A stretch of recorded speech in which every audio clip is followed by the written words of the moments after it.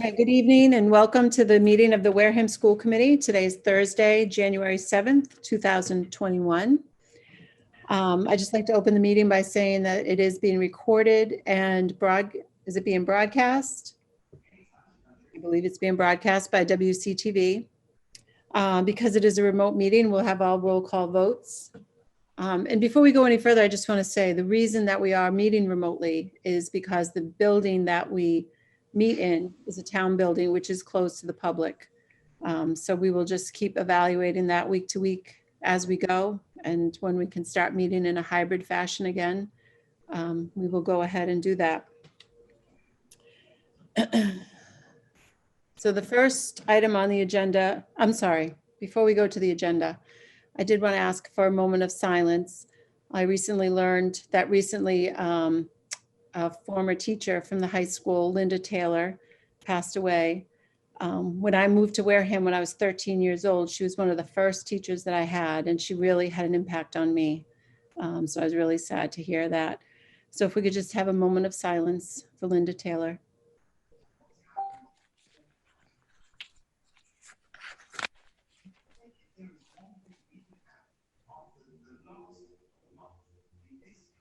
Thank you. And before we move to the first item on the agenda, which is public participation, I just want to make sure that we have all the members of the school committee. We were missing Mike, but I do see you there now, Mike. Thank you. Okay. How we will handle public participation during the remote meeting is I'll ask anyone that wants to participate to just type it in the chat for me. So I see you and I know that you'd like to speak. So at this time, if anybody would like to speak, just let me know. Okay, Kat from the Onset Bay Center, go ahead. Thank you for allowing me to speak at public comment.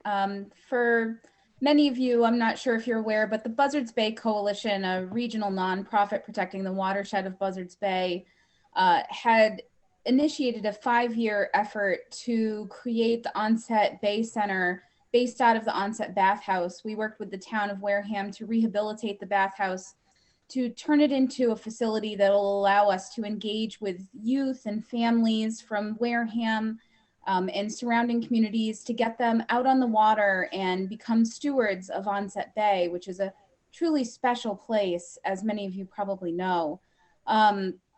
So over the summer, which was our launch year, which was very challenging with COVID, we were able to provide some really exciting programs that got kids out on the water. And we, are thrilled to have our partnership with the Beyond School Time program, their summer program, and we have fostered a after-school program this fall until it was sort of no longer safe for all of us to congregate together with the rise in COVID cases.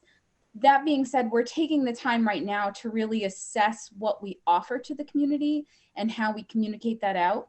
And so I'm here tonight to let you know that we are reaching out, doing a community program survey, asking for people's feedback for what types of programs they'd like to see at the center, whether it's increased paddling, swim lessons for kids, learn to shellfish programs. We're really just excited about connecting people with Onset Bay, and we're hoping that people will take the opportunity to provide us with that feedback.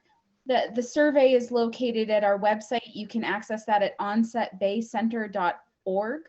And I'm going to have that up now for, at least another month. And just to let you know, we are preparing our summer programs for the community. We have a very hefty scholarship program for anybody that would like to participate with that, because we want to make sure above everything else that our programs are accessible to all families.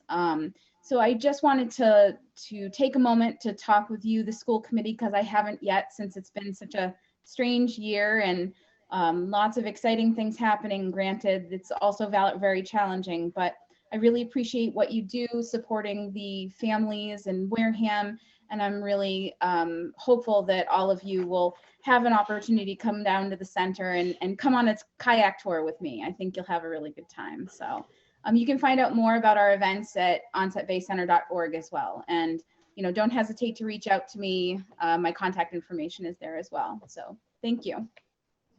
No, thank you for joining us. I've heard and read so many great things about your center. So are you looking for feedback from students, families, or from everyone? Everyone. So the survey's about 5 to 10 minutes in length. It's broken into 2 sections. One is geared towards getting feedback from adults, and then the next portion is about questions regarding youth programs. Okay. Okay, sounds good. I'm really looking forward to taking advantage of some of the programs you have. I got a paddleboard for Christmas. Can you help me out with that? Yes, I can. As a matter of fact, and we have 10 paddle boards that we are able to provide programs for people too. And it's really straightforward, and Onset Bay is the perfect place to do it. All right, great, great. Well, thank you very much for joining us. Thank you. I'm going to post the link in the chat to the survey, if that's okay. Okay, yes, that'd be great. Awesome. All right, thanks a lot. Thanks. Okay, next in public participation, Indiana Troop would like to speak. Go ahead, Indiana. Hi, everyone. Great to see you. Well, not really see you, but yeah. So thank you for giving me the chance to speak tonight. And for those of you that don't know me, my name's Indiana Troop. I'm a student at the high school. Also the sophomore class president, among many other things. So I prepared a little statement that I want to read to you guys, and so I'll start there. Okay. I want to start by saying that in no way am I bashing anyone, nor anyone specifically. I've always been one of the biggest advocates for Wareham schools and still am to this day. I'm proud of what our district's done and what our administration continues to do. I just recognize that some of the things I'll be addressing tonight are simply above certain people, and it's best for certain people to hear about certain issues sometimes because they may be able to better address them. With this being said, I'm here tonight on behalf of many members of the student body to address some concerns that we have in regards to school. There are 2 concerns that I'll be bringing to you tonight, and please keep in mind that when I say the word I throughout this presentation, I'm merely using myself as an example, and I'm not making this about myself because, as I mentioned, I'm here tonight by the request, encouragement, and support of many of my other fellow classmates. Number 1 is the COVID situation in our town, in our world, and in our district. As you may or may not know, it's getting worse. COVID-19 is at an all-time high right now. Wareham has been identified as a town in the red zone for multiple weeks.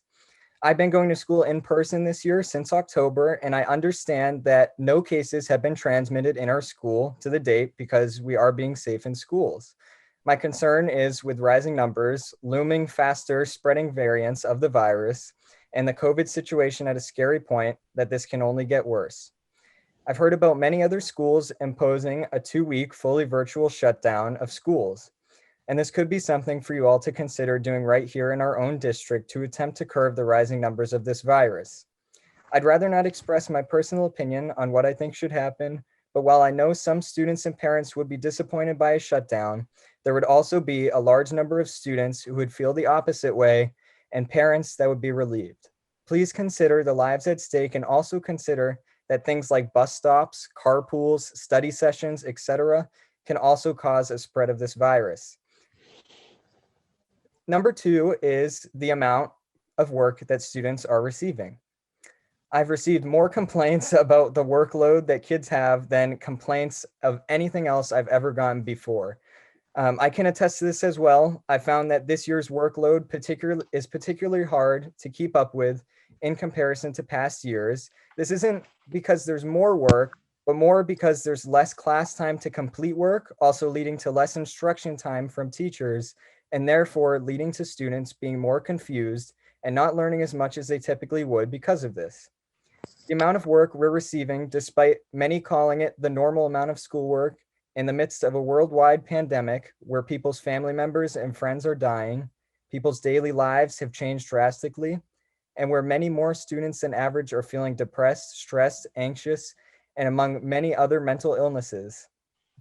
I've confirmed with exactly 27 students as of right now in the past 2 hours before this meeting that they agreed to the following statement. The amount of work we are receiving under the circumstances of the current world we're living in has negatively impacted my mental health or has made me feel unusually depressed, sad, anxious, stressed, angry, upset, or otherwise negatively feeling.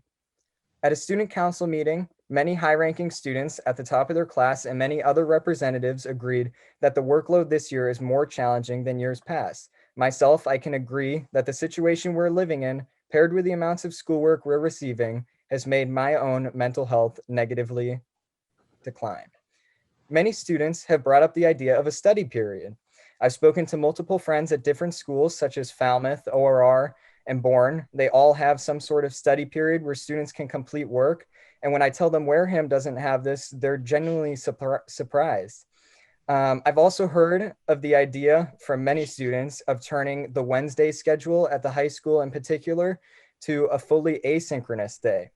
I spoke to a friend that goes to school in Worcester, and they have something they call asynchronous Fridays, where students don't meet for Zoom calls and complete work at their own pace, still following a period schedule for the day. I'm fully in support of both of these, and I think the asynchronous day is a more immediate change that could happen. The current Wednesday schedule has received complaints from teachers and students, and it's time to consider some alternative options to ease students' frustrations.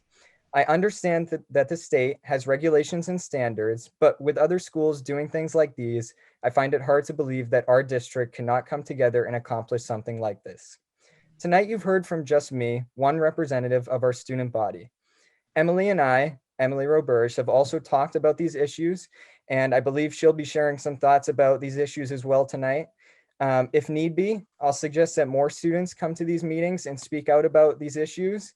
I'll suggest that more students email administration, but the point is, we want to know that our voices are being heard, and the best way to do so is by change. So thank you all for your time tonight, and I hope this helps. All right, well, thank you, Indiana, for sharing. I guess I have a question. Have you shared your thoughts with the administration at the high school?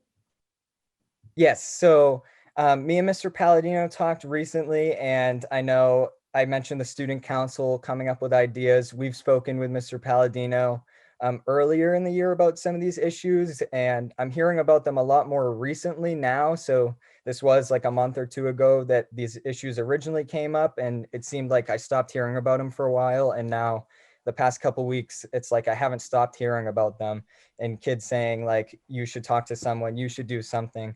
And like I said, that's why I'm here, because I'm here merely at the request of other people, because not everyone wants to come before a committee or talk to the principal or do all that. So.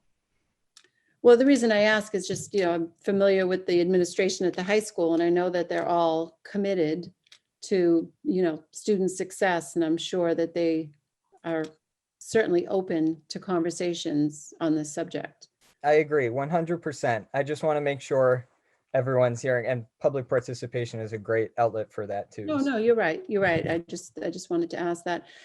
So before I ask the other members of the committee if they want to ask you any questions, I guess I'll just turn to Emily, because she is our student rep, and just ask her if she'd like to share. Sure. Yeah. Can you guys all hear me? Yes. Well, I can. All right. Wonderful.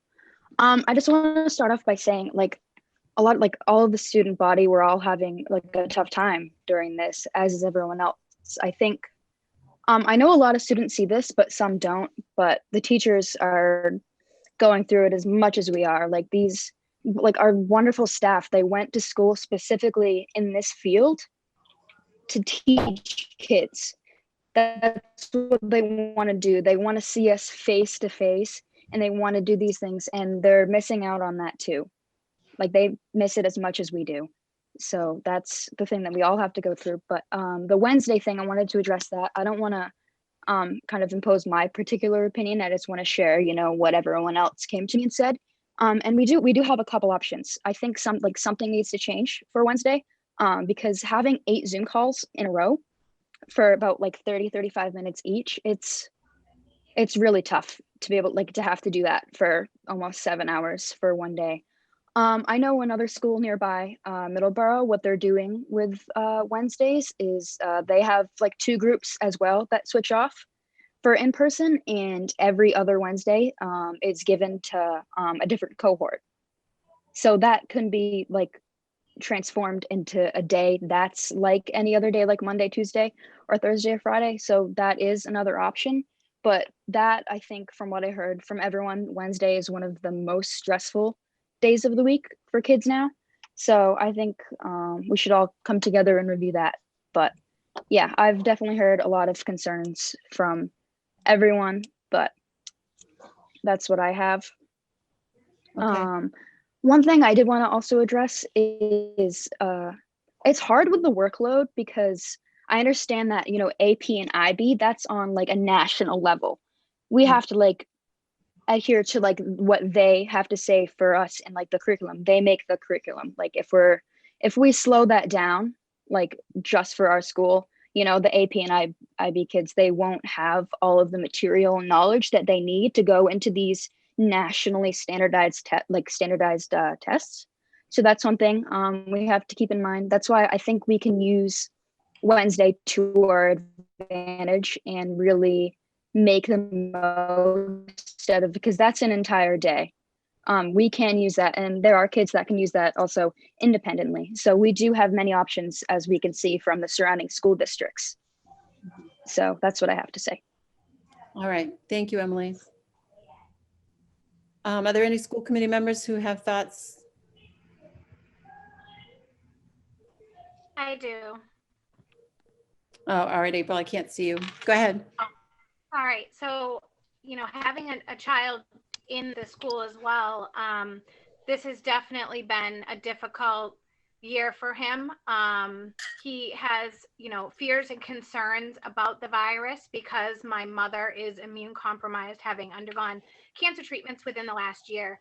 So he has opted more often than not to be home more than in school, especially once any positive cases were reported at the school. I think he should be back. I know that he needs the structure of it, but the anxiety of being there and his concern for my mother's welfare is one thing, but the course load is a lot for him. The teachers at the high school have been amazing. The communication has been unbelievable between the teachers and myself, and offering anything that they can do to try to help. They are all there for our kids, whether they're in person or in school. And I think that the staff, at least at the high school level, because that's all I can speak to. That's all I currently have. One kid who's there, Andy knows, he's his classmate, but it's definitely a lot. And I do agree that the Wednesday is a challenge because it is so back to back to back to back. I have many clients. I mean, I don't have the type of job where I'm sitting in front of a computer all day. And I know that for adults that's difficult to sit in these Zoom meetings. And I know for the teachers who are doing the synchronous learning, it can't be easy to try to engage the kids during Zoom as well as at home. And I know that everyone is doing their absolute best. Our district is, in my opinion, far above anyone around us for what they're doing. You know, but I do think my son is definitely overwhelmed, and his mental health, especially for him, it's the lack of sports and having no sort of clubs or physical interactions to give him that motivation to get going. So I completely understand what Indiana and Emily are saying. I sort of see things from every angle. So, but just as from the parent perspective of a kid that's overwhelmed, I just wanted to give my 2 cents on that. And I thank you, Indy and Emily, for being the voices of your classmates for wanting to bring it to our attention. All right, thank you. Mike, go ahead. I just wanted to point out, someone in the chat, Finley Kern, said that they had some questions. I don't know if it's related to this. Well, I'll let her speak when we're done with Indiana and Emily. Okay, I'll wait then. I don't have anything to say at this time. Okay. So I guess I would, Mary, go ahead. Sorry. I just want to say that I also appreciate that Emily and Indiana have come forward with the concerns of their classmates. I appreciate that they're advocating for them. And I also, you know, I'm concerned about, as I think we all are, about what is happening during this time and what the state is expecting of us as well. I mean, my hope is that they're going to waive the MCAS again, because to me, the whole thing is ridiculous to be expecting during this time. Okay, thanks, Mary. I can't see Kevin, so I don't know if he wants to speak. What I would just ask, can you hear me, Joyce? I can hear you, yeah. I would just ask, so if Wednesday sound like that's the first area, that if something could be addressed potentially, if you talk to your administration, school council, you could maybe start brainstorming some ideas for Wednesday going forward. Is that correct, Indiana and Emily?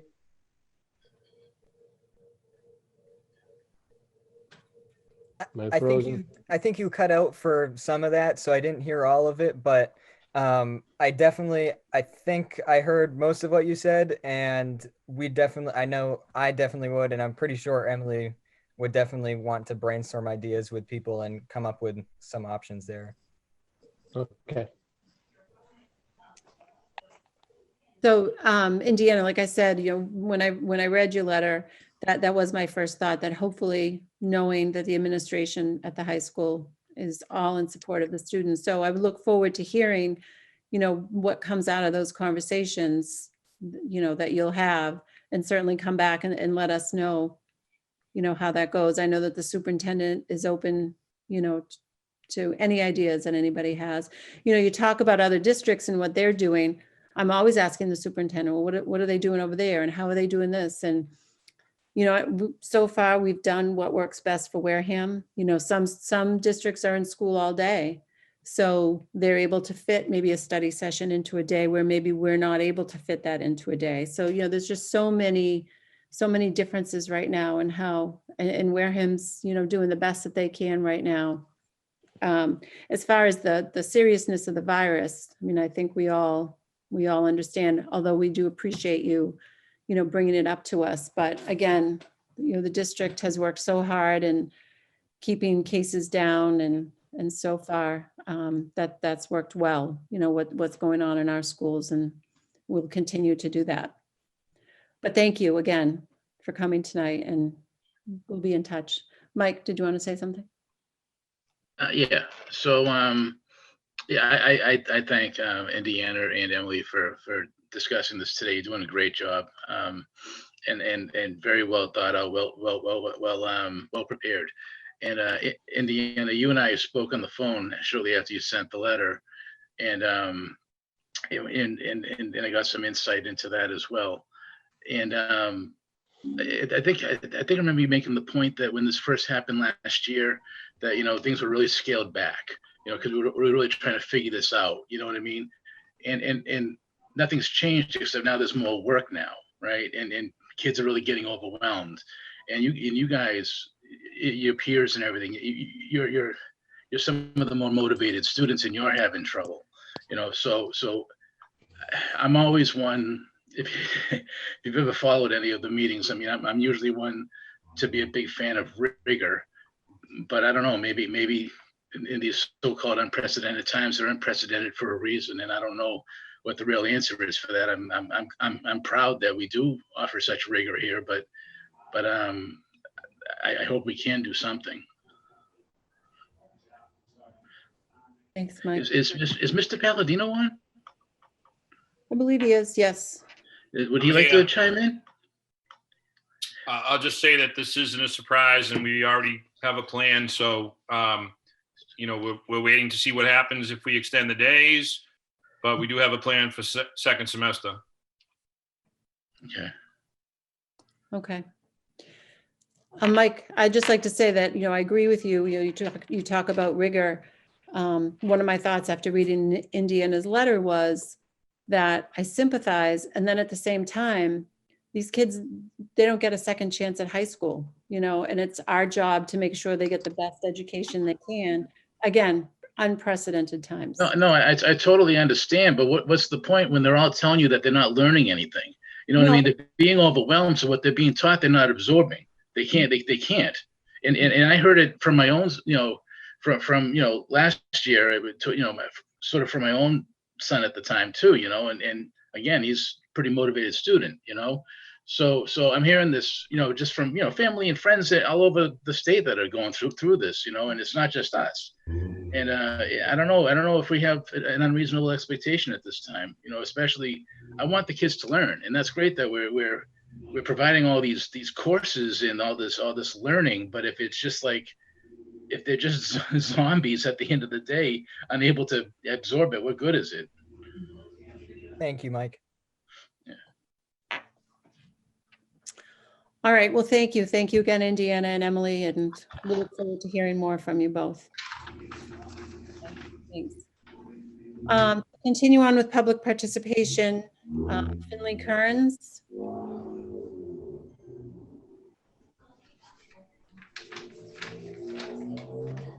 Sorry, it's Bridget Kearns. I'm not I'm not as savvy at these Zoom things as everybody else, so I don't know why I'm connected to my son's Zoom account, but I am, and I couldn't undo it.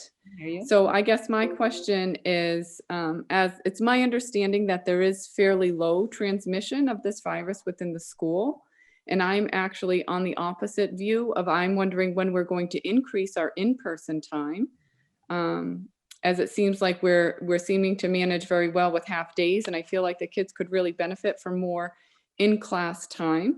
I have a middle schooler and a high schooler.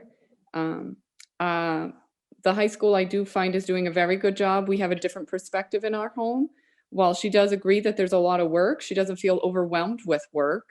So that is not our experience here. She is a motivated student. She's a good student. But also we're hearing from other motivated students that they're very overwhelmed. So that can be different in their perspective and their how they're handling things themselves. So I don't know that that's a generalization we should make for everybody. And I do feel that we need more in-person time, particularly at the middle school level, as they're not offering as much direct classroom instruction because the children aren't capable maybe of doing what high schoolers are doing. So I know that my middle schooler is done most mornings on his remote days by 9:30, 10 with all his work. So he certainly would benefit from more in classroom time, more in school time, more socialization. And I'm just curious, when are our plans to move forward? If we're having low transmission, what's the next step for expanding our in-person time? So I guess I would say in the last couple of meetings that we've had, that subject has come up, and they are working on plans to extend the day. I don't think they're ready to announce when that will happen, but that certainly is the next step. And like I said, it is being planned. Okay, so there's nothing more concrete than there's a planning. No, not that I know of at this time, unless someone else wants to. But no. I'm sorry, Mary, did you have something for Bridget? Just want to add in my own opinion on this. I think that Wareham has been doing very well because of the what is in place right now. Because I know of other districts, including the district that I work in, we are seeing cases on the uprise because we have full day. We were having full day programming, and so things. And now we're on remote for most of the children because of it, except for the high needs students. So I think that Wareham has made a good decision, and that if we keep on that track until we get the vaccination, that we're going to keep things under control. And that's just my own opinion. Okay, thank you, Mary. I agree that Wareham is doing a great job, but of course, as everyone has said, everyone wants the kids back in school, and a plan to safely do that. So is the plan to get to zero? Is it zero, that there's no transmission, that there's no virus in the environment, that children can't go back to school? A vaccination is not a solution, and it won't be available to the public for quite a long time. So I don't know that that's an answer. I don't agree with that whatsoever. And I don't know that you can just put everybody back in school at once. So it seems more reasonable to start increasing the time that they're spending in class to see how it goes. Because I do think that there's a safe way to put children in school. Mhm. No, when I say planning, I mean, I personally am just talking about logistics of moving from the shorter day right now to a longer day at each school. So, I mean, those What logistics? happening, those conversations are happening, and as soon as they're ready, you know, to say that it's going to happen, then we'll, you know, then they'll let everyone know. So what are the major factors prohibiting going to longer days? I think it was mentioned, the lunches. Well, we could talk about it, but I don't really think that public participation is the right place right now. I mean, the superintendent has an update on COVID in her superintendent's report. And so as a school committee, maybe we could wait until that portion of the meeting. All right, we could do that, but I'd like to just remind you that it's up to the chair if they want to recognize the public, and maybe the public might want to hang around and ask questions at that time as well. Mhm. Okay.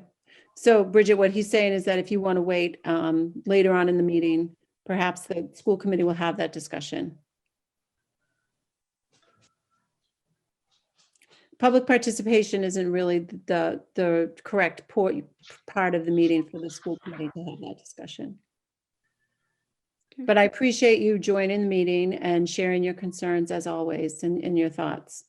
Well, I appreciate that you're trying to address needs for high risk students or high need students, but I think all the students have the right to an education. And right now we're providing a disservice to many kids. And I appreciate that there are a lot of families that are nervous to have their children in school, but we have options for them to remain remote. So at any point, if their fear or their anxiety of the virus or transmission, they're available to remain home and still receive an education.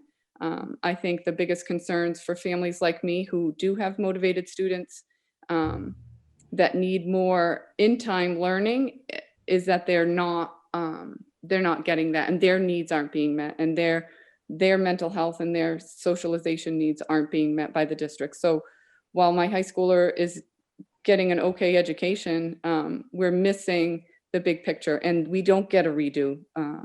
Mike is right that we're not going to be able to revisit this. So we do need the academic rigor, but we also need to address their mental health needs and their ability to socialize and what that's doing to them by being so distant from everybody. Okay, thank you. I really appreciate you sharing and joining. So we'll move on to the next. I don't see anyone else in the chat. Is there anyone else that I missed that would like to speak during public participation? Okay, I don't see anyone, so we'll move on to good news. I guess before we move on to good news, I would just ask Steve to maybe bring the school committee members to the front, just so I don't miss anyone. Kevin, I saw you raise your hand for good news. Yeah, I was just going to say that while most people know that I didn't really support the decision to go forward with full-fledged athletics, I am glad that the protocols are being followed and that they're being supervised. So I want to thank the administration for following through and making sure what we said is going to be done is actually being done. I think that's a good thing. And I also think it's a good thing that a former Wareham star basketball player, Darian Fernandez, was named the JV coach. So I think that's good news. That is good news. Thanks, Kevin. Anyone else have any good news they want to share? No? Okay, we'll move on to Emily's report. Emily, do you have more to report to us? I do. I have Okay. actual good news, actually. Let's raise the spirits here.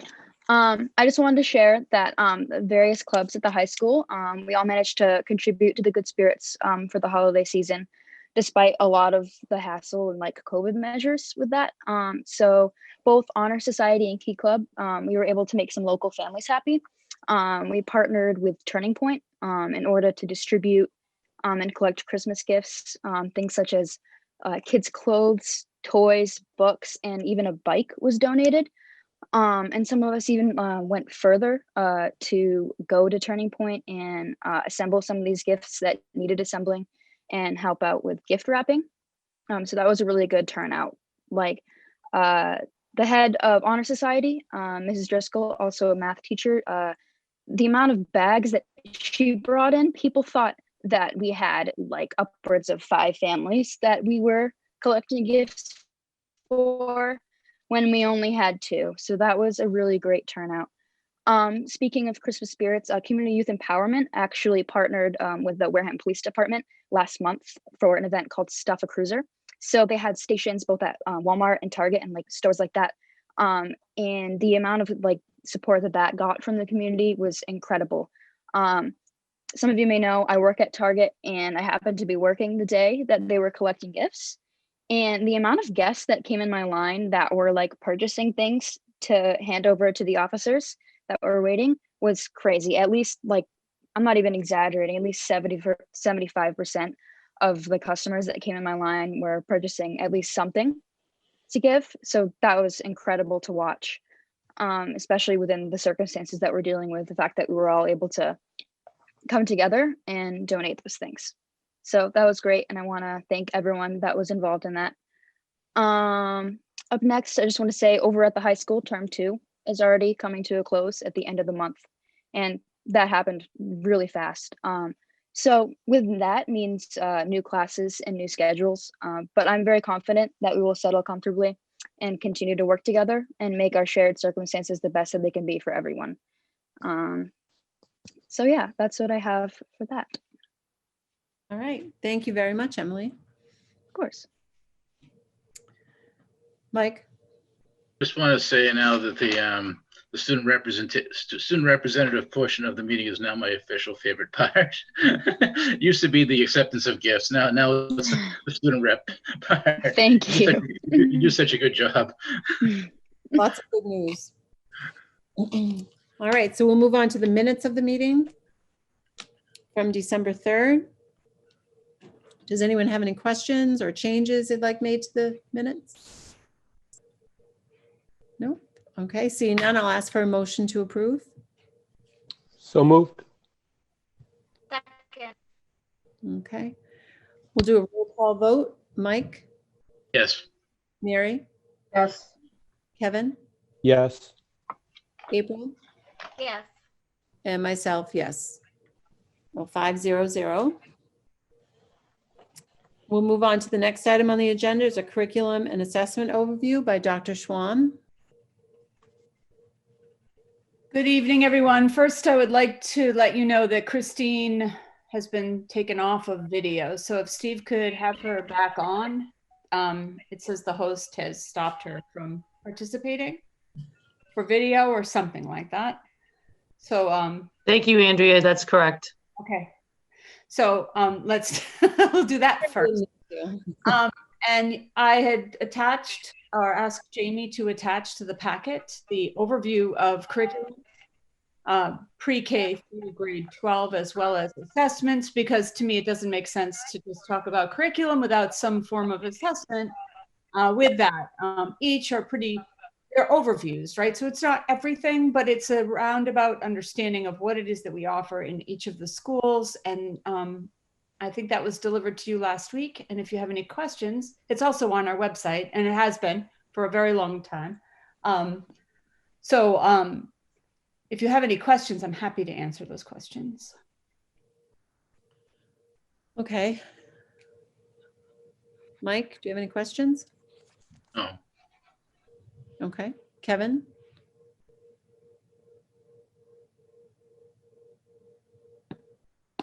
No? Okay. April?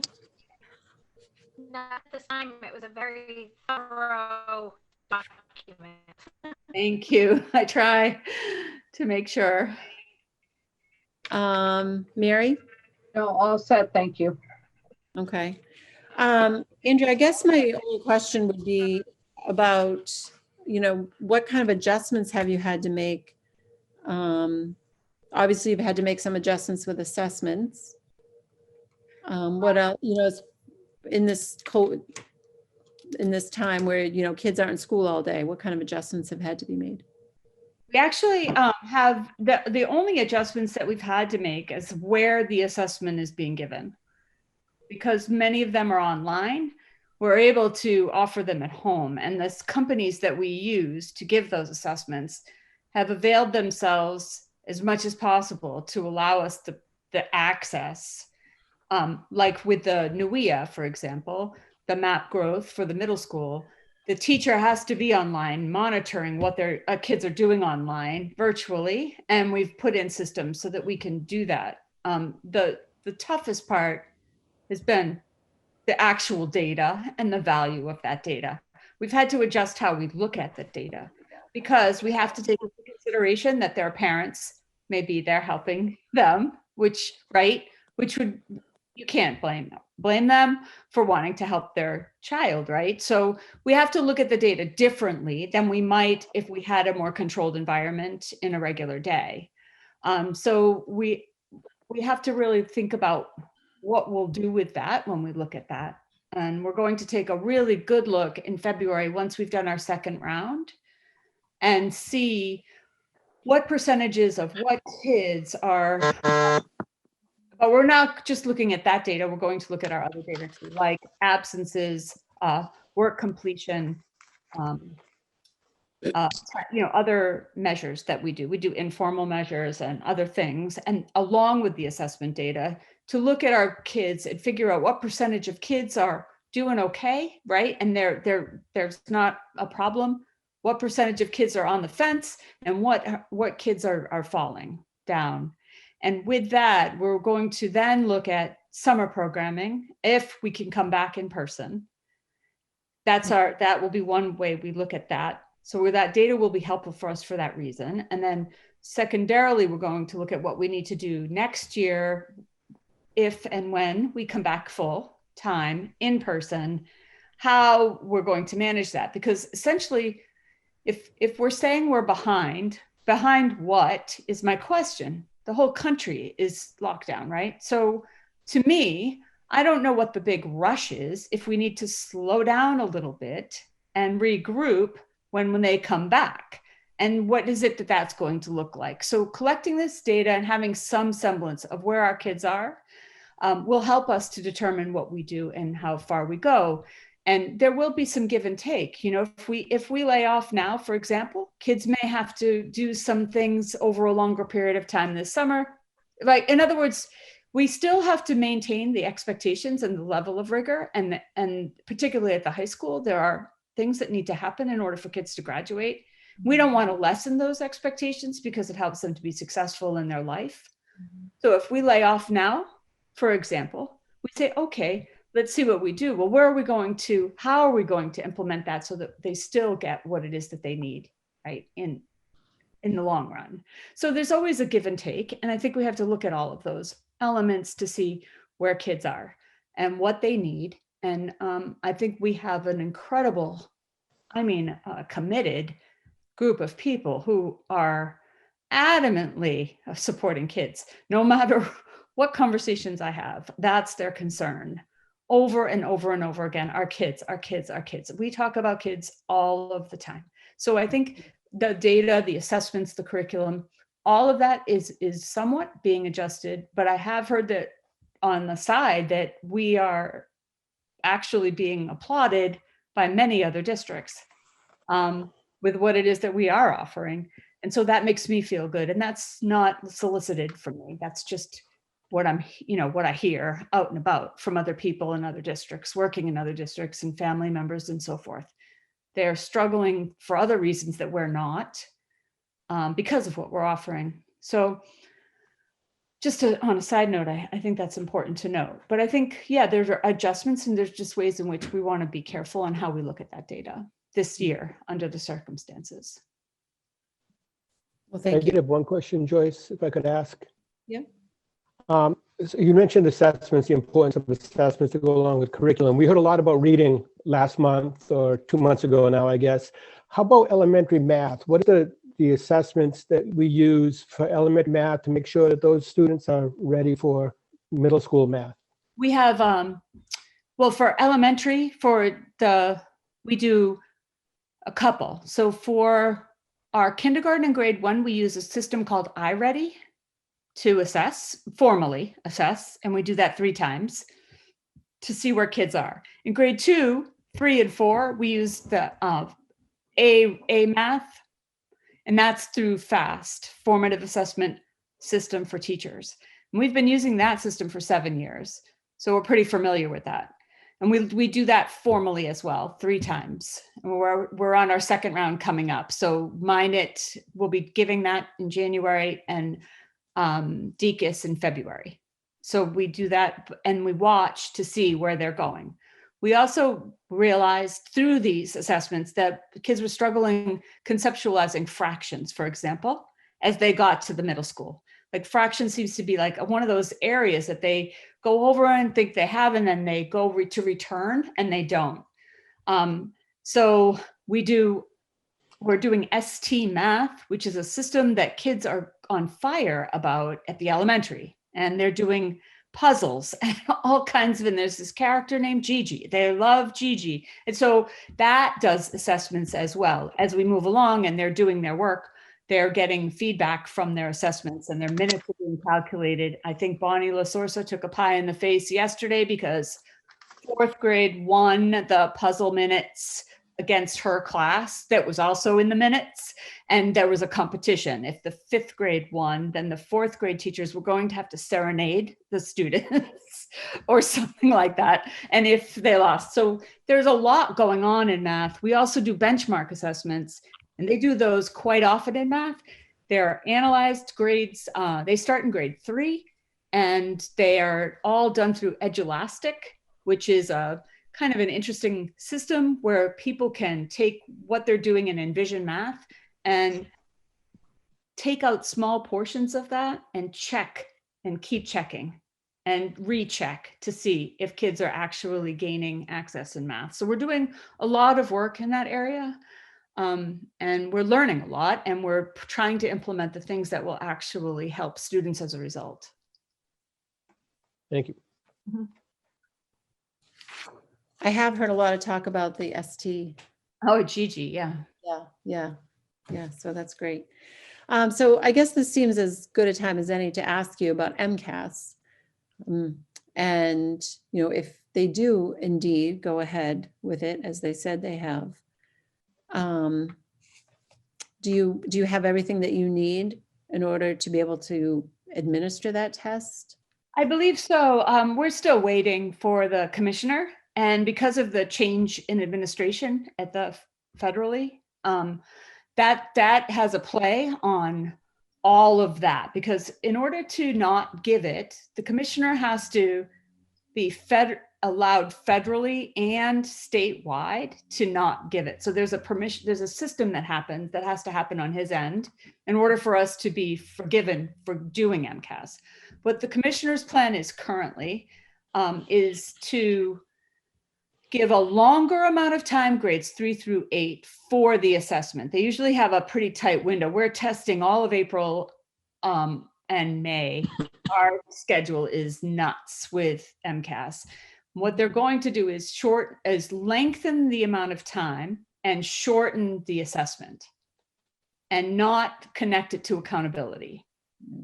So the plan is and he's doing it, which is smart, for diagnostic purposes, which is actually not a bad thing if it's done well, right? Because then we can see through the state, along with what we do already, right, with our own assessment schedules, where are our kids, like, where are they and what do they need? And so he's looking at all of that, and we will figure it out. For at least grades 3 through 8. Now, the high school is a different story because there's a graduation requirement, which is ridiculous, by the way, connected to passing that foolishness, but it's there and it's part of our system. And so they have to take it, and they're looking at when they'll do that, and schedule that. And that may look a little differently. And I'm not sure. We are usually all set and ready to go, planned and scheduled, and everything is going by way even before now. And everything is just waiting. So It just seems like the logistics of giving that to students who are at home. Some students are, yes, he mentioned that. He was concerned, the commissioner mentioned that today, saying he was worrying about where and how, and his, what he said was everybody's vaccinated in April and we're in, like, you know what I mean, is his big dream or his big hope. But he also understands that that may not be possible. So obviously we're looking at all of that. I mean, they did give the AP exam at home last year. They did the IB. Did they do the IB at home last year, Scott? Yeah. So they did that and it didn't go really well. Like, we didn't like it. And they didn't do a great job with it. Honestly, none of the companies really did. So I guess we have to see what Pearson will offer up as a alternative to giving it at home, and see if it's adequate. I don't know. all right, well, thank you. And, as you get more information, please keep us updated. Of course, happy to. Does anyone else have any questions, Dr. Schwann, before she goes? Nope. Okay, thank you. Thank you. We'll move on to the next item on the agenda, which is the winter sports update from Scott Palladino and Ed Rodrigues. Great, thank you. And Ed's going to join in, but we just kind of have an update here. So we're currently in the 4th week of athletics. Games began this week with hockey playing on Monday and Wednesday, and the girls and boys basketball team playing on Tuesday. As of today, no basketball or hockey players are COVID positive. We have 2 players in quarantine for precautionary reasons. No COVID transmissions have occurred in school, practices, or games. The coaches, as Mr. Bajoli said, are following protocols, and the athletic director, Ed Rodrigues, and his designee, David Bajoli, have been at all events, practices, and games. The kids are doing a good job with the masks, and things are going really well. WCTV has done an excellent job taping the games. On Monday, we had over 60 people watching live via Facebook Live for the hockey game, and over 1,200 people have since viewed the game on Facebook. The girls' basketball game had over 30 people viewing it live on Facebook Live, and over 1,600 people have since viewed it on Facebook. All schools in the conference are using some type of video system for parents and family members to watch the games, as they're not allowed in the buildings. And I had a chance today to look at southcoastconference.org. If you're interested, everything is posted there in regards to all of the different schools' venue that they're using to tape the games and produce the games. So it's a great thing for us to keep the students safe, and for parents and family members to be able to watch the game. We had someone from California reach out to us who was watching the hockey game on Monday night, a grandparent in California. So that was pretty cool. That's something that we haven't been able to do in the past. So that's kind of one of the positives here. Ed and I are here. We'd love to take any questions you may have in regards to the winter season. All right, does anyone have any questions? Are all other schools currently up and running, or are some in quarantine still? All schools are up and running. There are some schools that are in remote status, but their athletics are up and running. We met today with all of the athletic directors and principals. All right, well, it's great to hear that everything's going well. Thank you for coming and coming back to report on that. We appreciate that. Our pleasure. Look forward to it continuing to go well. Knock on wood. Yes. Okay, thank you. Thank you. Well, I guess you're still up because we're on to the high school course of studies for next year. Great, thank you. So I know you've all seen the course of studies, and it seems like over the years, the school committee has always appreciated the change sheet, which is a few pages versus, I think, 70 some odd pages. So just a few changes. I know you've read through it, so I'll just highlight the changes real quick. So Technology Design Lab was a class that we have run for many years, and it was really an opportunity for our students to gain technological knowledge. This was pre-one-on-one with the Chromebooks. And what we found was that this class is now becoming obsolete, and we have actually changed the graduation requirement to take this out and actually put in a personal finance class. So that's why that's being changed and eventually will be phased out. It is still a graduation requirement, so we have to keep it in there for a couple more years. DECA Prep is being added sequentially. We have had DECA 1, then the next year we added 2, DECA Prep 3 and 4, so that has been added. We have a new course, Introduction to Marketing, that is part of the DECA program. And we made a change to the financial literacy for teens. We tried to group it so there's not the kind of the age disparity that we may have in some classes. So we've tried to minimize that to 8 and 9. I'm excited about the culinary arts changes, because what would happen a lot of times is we'd have a culinary arts period 4 open, but the student hadn't taken culinary arts 3. So now by only requiring culinary arts 1 and having 3 distinct classes, we have a lot more flexibility for the students to take our most popular elective, and it gives our guidance folks a lot of flexibility to get these students in those classes. So we'll really be able to max that out. Not that we're pretty full already in those classes anyway. A new class in the humanities, the African American literature class, I think is very timely, and I hope that the students jump on that and have the opportunity to get into that class. That's going to be a great elective.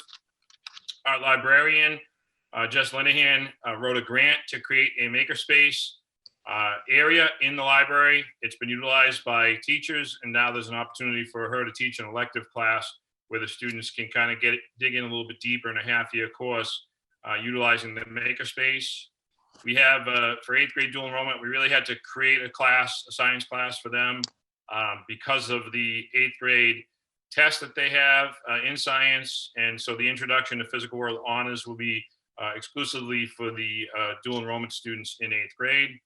And then we're looking to add or change the biology a little bit. In the past, we have had students take in 9th grade the Intro to Physical World. And what we're trying to do is switch things up a little bit, where they would take the 8th grade bio, which would be the human approach biology class that you saw on the sheet. And then in 9th grade, they could go on to chemistry, in 10th grade chemistry, physics, and then advanced courses. There's 2 reasons why we want to make this change and change this course up a little bit. One reason is the physics has a ton of math, and traditionally our students struggle with math, especially at an early age. So we're hoping by doing the biology, there's less math at the beginning, offering the physics as a junior or senior course where their math skills will be appropriate, and there'll be opportunities for more advanced courses. We also have a second biology class, whereas if the student didn't pass the biology MCAS, there's a second biology course that would be offered sophomore year. In the past, we've had creative biology, and we just weren't able to run it. I'm not sure, honestly, if we're going to be able to run it. We cut a science teacher last year, and we didn't get approved for one this year. So it may not run, but we wanted to put it there. If there's enough student interest, we'll try and find a way to make it run. We're hoping to add advanced placement psychology. One of our more popular electives has always been the Introductory to Psychology course. And AP Psych is a great course that many schools offer, and I'm hoping we can offer that. We haven't offered it in probably 20 years, and it's a great class. And again, hopefully we can run that. As we mentioned, the STEM survey for the 8th grade dual enrollments class is taken away, as we have the new class for the 8th grade dual enrollment. The IB History HL is going to be replaced with Global Politics IB that's already in the course of studies. And then we showed you a lot of new options that we have for online courses that are new, that will be new this coming year. So there's a lot of opportunities here for the online. Our online venue is constantly changing.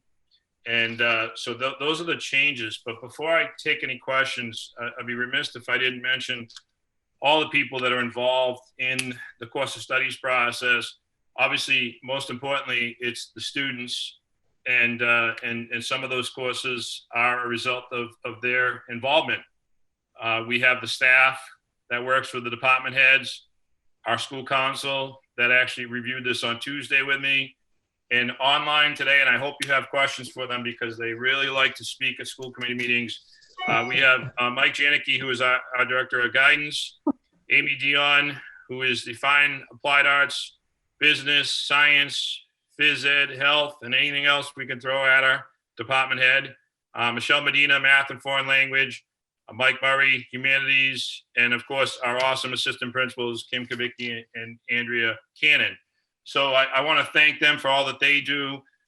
This is truly one of the best processes that we have in the school. And I love it because it's student driven and the students truly make the decisions on which courses we offer. I mentioned, there's some that I hope we run, but it's really a student driven process. So some classes we run every other year. For instance, advanced placement physics. We can't run that every year, but when there's enough students that are interested, we can do that. And it's really an awesome process that gives them kind of that autonomy to make those decisions. And it wouldn't be possible without all the people that I mentioned and school council. So that's our presentation on changes to the course of studies. As I mentioned, department heads love it when you ask questions and direct them to them, but I'll be glad to answer anything as well. So Scott, let's do it a little bit different this time because these same people are always taking their time to come to the meetings. So instead of waiting for us to ask them a question, let's just ask them to share something about their department, a new class in their department, a change that's being made, something that they're excited about in the course of studies. Who wants to go first? Awesome, I love it. Thank you. I'm sure that makes them even happier. Yeah. Well, they always take their time to come to the meetings. We want to hear from them. I'll go up to Amy has the most changes if you want to start with her. I'm trying to go for a year where I don't have the most changes. I feel like it's always a discussion that we just keep trying to improve on or add to what we do. And it just comes from conversation with the entire department and getting ideas from everybody. So I think the conversation that I get to have with all the teachers in my department is the most exciting part of doing this. Just seeing how all of our ideas come together to try and overlap with each other. Mm-hmm. Well, thank you. Mr. Murray, would you like to go next? Sure. I'd also like to take this opportunity to salute the eloquent and insightful students. And it's nice to see that you have faces as well. So yeah, I'm very excited about the African American literature class. I'd like to see how the interest goes with that, and actually hope to develop a history equivalent of the same elective for the following year. That's the master plan, hopefully. And AP Psych, I think, will also be very popular with the kids as well. Excellent, thank you. I'll just go right across my screen here. Mr. Janicki? Unmute myself there. Yeah, a couple of things. I mean, anytime that we're offering students just the wide variety, I think is an awesome opportunity. I think, the changes, particularly one, as far as scheduling goes, looking at culinary, the way culinary is going to be next year, I think is going to be really kind of cool. Instead of going 1, 2, 3, 4, we're going to be doing culinary breakfast, lunch, and dinner. So, the flexibility in scheduling is going to be kind of neat there. And I kind of like lunch, so I'm looking forward to that. But anytime we can offer students, more choices and more opportunities, I think is a good thing. Yes. Okay, thank you. Ms. Medina? Hi, everybody. So I'm going to echo the AP Psych. I'm very excited about that. I'm the student council advisor, and at student council a couple weeks ago, we actually had a conversation. I asked the kids what courses they would like to see at Wareham High School that we don't already have. And AP Psych was a class that was overwhelmingly, they're like, we want more psych options. So I emailed Mr. Palladino and I was like, the kids want AP Psych, and he said, okay. So it's happening. So I'm excited about that.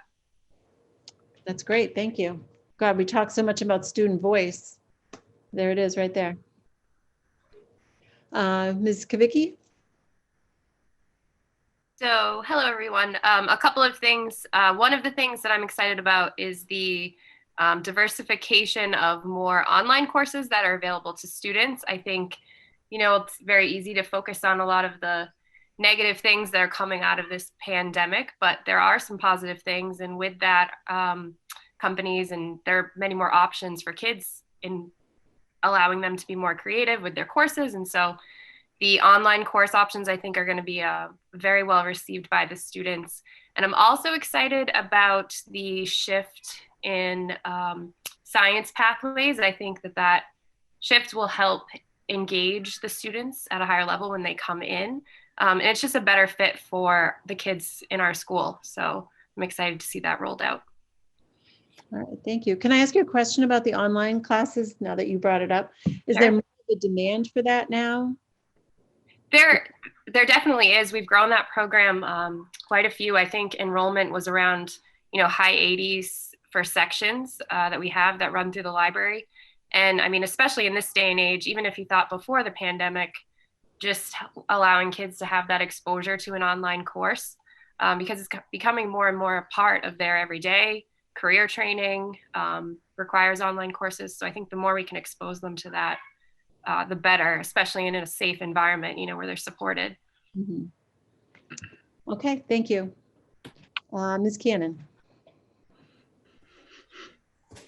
So Ms. Kavicki just stole my thunder and my answer there with the science curriculum, but I think that my role is a little bit different because I don't have a department that teaches specific classes. My department's more supporting all the classes, but I think that something that I'm excited about is the conversation with the science pathways this year. It's happened for a few years now, and I think we've talked a lot about how to support our students and how to ensure that we're giving them the best opportunities for success. And I've been heavily involved, I think, in the conversations over the past few years. So I think I'm excited for that this year. And also, I think we're a smaller school, and the number of opportunities that we give kids to take different classes is something that a lot of friends I have in the field from different schools are very surprised by how much we can offer in Wareham, because it's not a huge school, but we really do try to offer something for everyone. So I think that's something that I like to see every year. Thank you. I know that's something that, the high school's always been proud of. So thank you for pointing that out. All right. Well, thank you, everyone. Thanks for coming. Glad, Mike. I think we do need a vote. Yes. No. Wait, could I just address something real quick? Yep. Hold on one second, Emily. I'm just going to let Mike go because he went first. No, I'm just going to let the whole committee ask their questions. Right. All right. So it's great to hear all the enthusiasm for AP Psych because I think that's what my son is going to change his major to. He's so interested in it, and it's such an interesting field. I've got like a question, not really about the course of studies, but I'd like to get your feedback on how things have changed since the 8th grade has been added to the high school, and what sort of impact has that been? I'd like to hear from teachers on that. I'll start off, Mike. I think it's had a tremendous impact. I know you saw the numbers that we're forecasting for next year, just in enrollment. The enrollment for the freshman class has increased every single year. And I think a big part of that is students are making decisions to stay in town because they have seen the high school and seen what it's all about. Before, they were making decisions sight unseen on what high school to attend. So that's been one difference. And I think the bigger difference is a lot of our high achieving students are also staying because they see the opportunities that they have through, whether it be in 8th grade through dual enrollment, but more importantly, they see the opportunities they have for advanced coursework, not only as a junior or senior, but in many cases as early as their sophomore year. So I think from an administrative standpoint, that's what I've seen. I've loved every minute of having the 8th grade in the building. But I know my department heads all teach, so they can definitely give you that lens of the teachers. And some of them have dabbled in some classes with 8th graders, and I'm sure they can speak to that. Not dabbling. I have an 8th grade advisory. They're wonderful. Love having the 8th grade. They bring a wonderful element to the high school. It's kind of a weird year to make assessments on this because we're not seeing everybody, and we're certainly not seeing everybody all at once. But yeah, gee, I think it's great to have them. I say bring in all the grades. Let's easy, Mike. I'll add that the energy that the 8th graders bring to the other 4 grades, I think it's a little bit of a boost. Their enthusiasm, I think, kind of rubs off on the maybe slightly jaded older. As they get older, they get a little jaded. It is a nice enthusiasm to see. And I used to teach at the middle school when I first started in Wareham, and my favorite grades were 6th and 8th. So it is nice to definitely have them back. Yeah, that's what I was hoping to hear. That sort of perspective.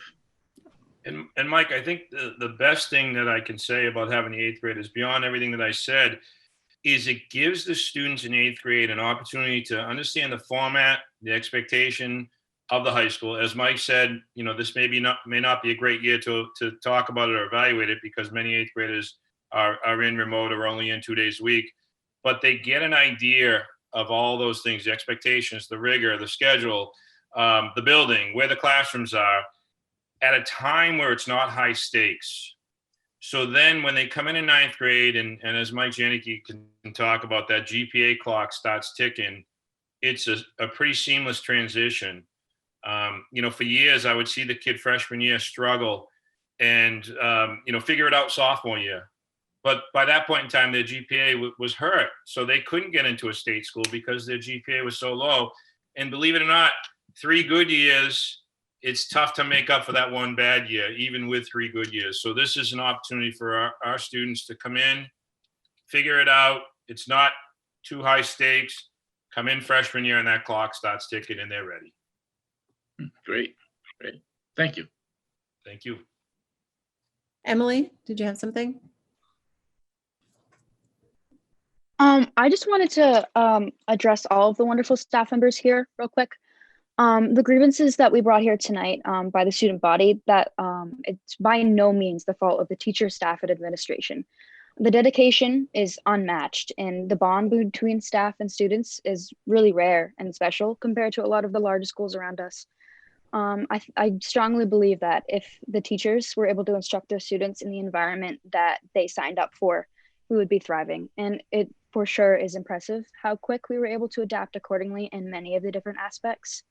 And I will continue to speak highly about Wareham, and I want to thank all of those who have made it possible for me to say that without any hesitation. So I just wanted to say thank you to all who came tonight. Thank you, Emily. Mike, go ahead. Yeah, I just wanted to echo what Emily said, because that's the first thing I ask people whenever I know somebody whose kid goes to another district. I say, all right, what's the difference? Yeah, you notice a difference, if they go to ORI or Bourne or Carver or whatever.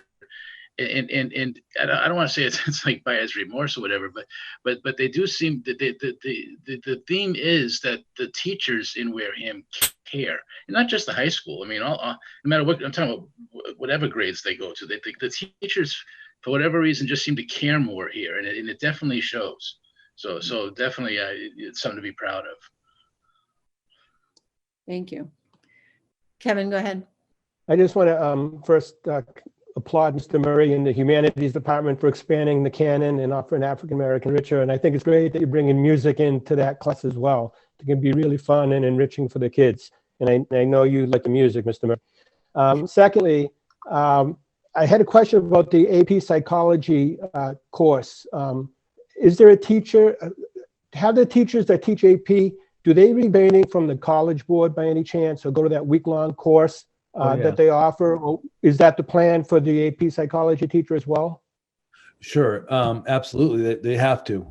They would have to go to a 5-day seminar, and that usually happens over the summer. Mm-hmm. Okay, great. Okay, April? I just want to reiterate again what Emily and Mike have said about the dedication of the students, the teachers, the staff, the administration in dealing with everything. I've had more communication this year, I think, than not that I didn't before, but I feel like the teachers are definitely going above and beyond, especially the ones that my son personally has at high school, in communicating when they feel like a child is falling behind. If they feel like they're struggling, they're really paying attention and they're really doing everything they can to try to make sure that our kids succeed. And I know that it's not just for my son. I know that other parents are having the same, at least at the high school level, as far as I'm aware, where they're really doing everything that they can. And I am a huge fan of our school system and our district, as and I always have been. My son's gone through every school. He's been through every major change. The first group of kids that went from Deaconess to Minot, the first 8th grade class at the high school.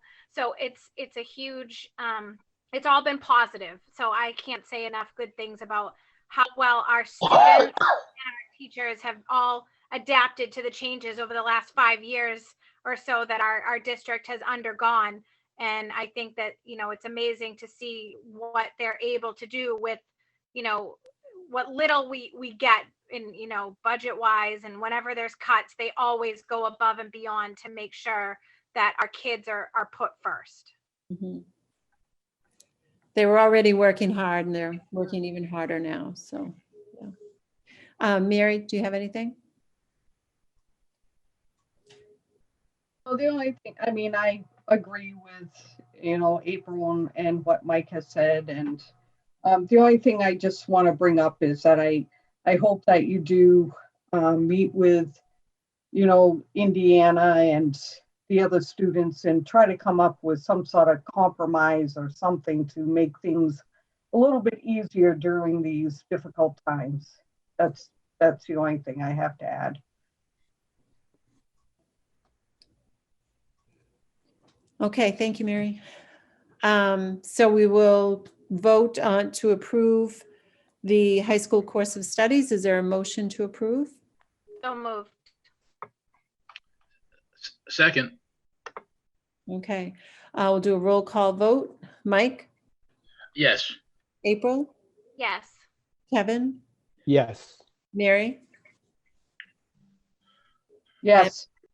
And myself, yes. So 5-0-0. Thank you. very much. Thank you everyone for coming Thank you. tonight.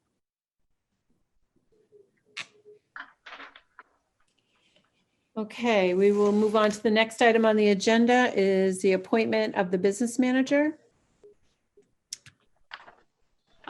Christine, did she come back? Yep, I'm here.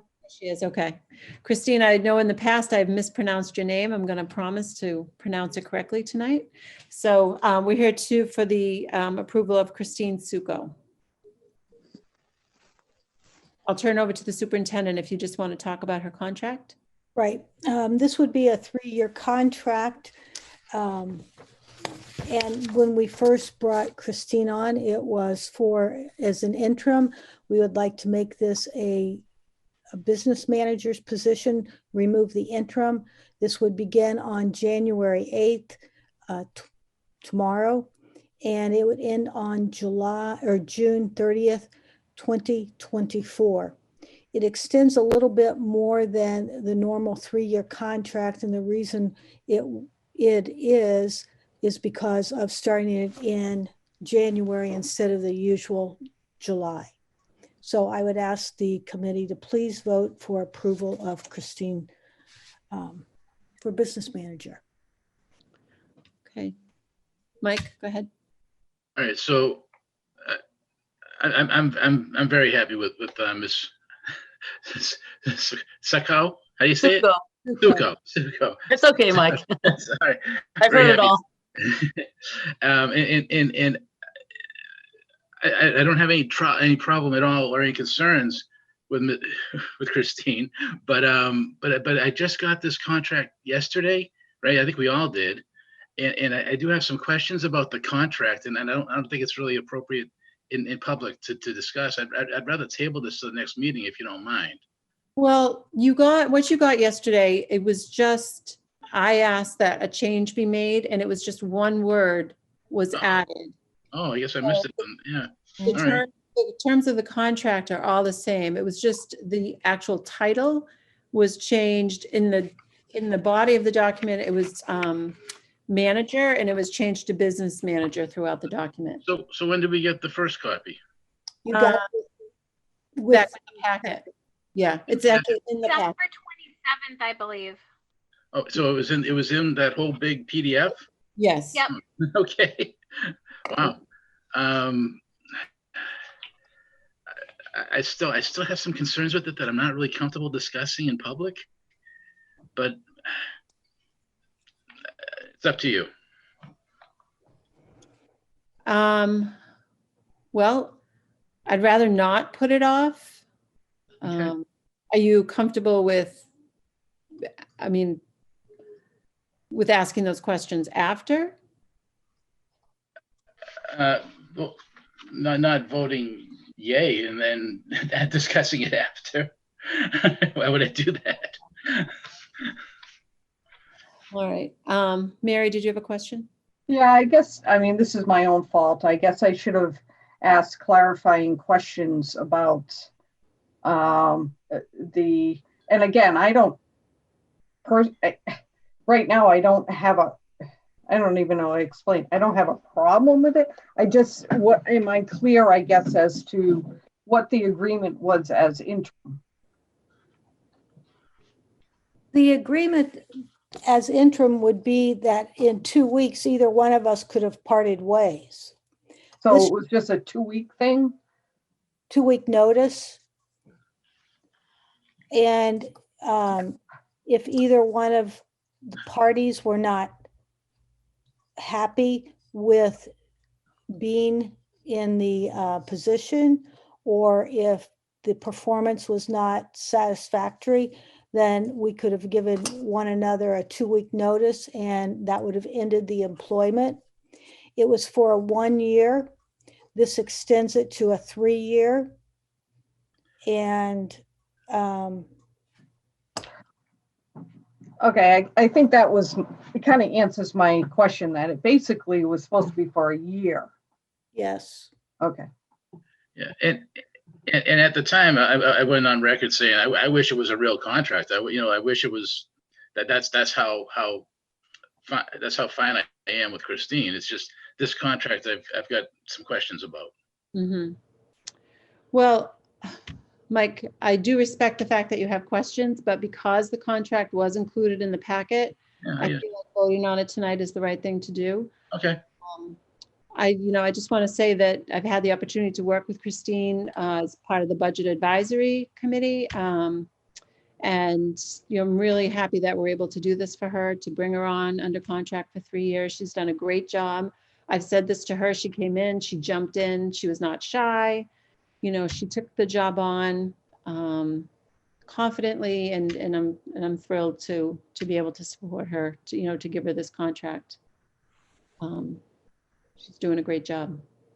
I'm sorry, April or Kevin, do you have any questions? No questions. I just support this, and I support the work that Christine's done so far for the district. Thank you. Okay, thanks. April? I don't necessarily have any question. Well, my one question is a clarifying. So the interim is, just so that I understand, the interim that we had voted on previously was up to a year, but now we're opting to vote for 3 years with this contract, and that will negate the 1 year interim contract, and this will then take that place, correct? Yes. Correct. Okay. Yep. That's the only thing that I needed clarification. Okay. So would someone like to make a motion to approve the contract? So moved. So moved. Thank you, Kevin. Second. Is there a second? Second. Okay, we'll do a roll call vote. April? Yes. Kevin? Yes. Mary? I'm just going to say no, because I was expecting a year. That has nothing to do with what I think the performance has been. Okay. Mike Abstain. and myself, yes. So that is 3-1-1.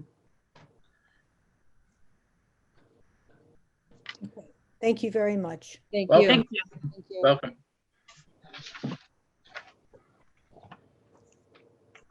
Okay, we'll move on to the next item on the agenda is the financial report on revolving accounts. So in your packet, you received the FY21 revenue and the balances for our current revolving accounts. Just two of the accounts are showing that they are in the hole, but they actually are not. We're working on journal entries to correct those right now. They just were not posted before I ran this report. So if anyone has any questions, feel free to, unless you want me to go through every single one. I don't think that's necessary. We can just, Mike, go ahead. I just asked the obligatory, any concerns on your end? Not at all. The ones that are showing negative, I investigated those and we're in the process of doing journal entries. So no, not at this time.